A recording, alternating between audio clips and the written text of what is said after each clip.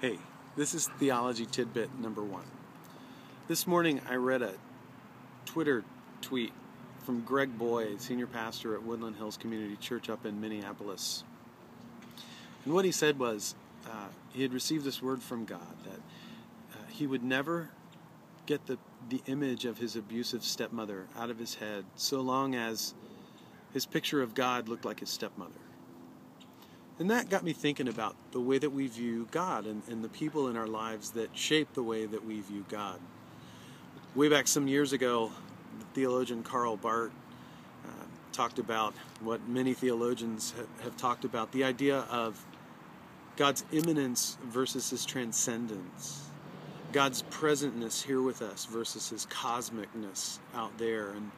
And some theologians take one side versus the other. Some see that God's here with usness is more important than God's out there in the cosmosness, and others do the opposite. And some theologians see it as a both and, that God is present and he is cosmic.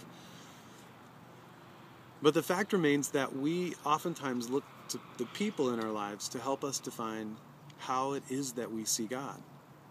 And so I invite you for a moment to think about, do you see God as more with us, kind of in the room?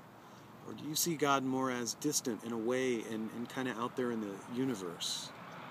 Because this week, one thing that you can do is, when you think of God, when you say the name Jesus, if your image of God is that God is way out there, really intentionally focus and think of God as being in the room with you. And if you think of God as always just really present and being in the room with you, be intentional and focused about imagining the cosmic God, the God who made the stars and set the planets in their courses, the God who created hundreds and hundreds of billions of galaxies for his delight. Imagine these things. Immanent versus transcendent. Is it important? Yeah. Because how you see God, the difference between an abusive stepmother and creator of the universe, lover of your soul, savior of the world, that means everything.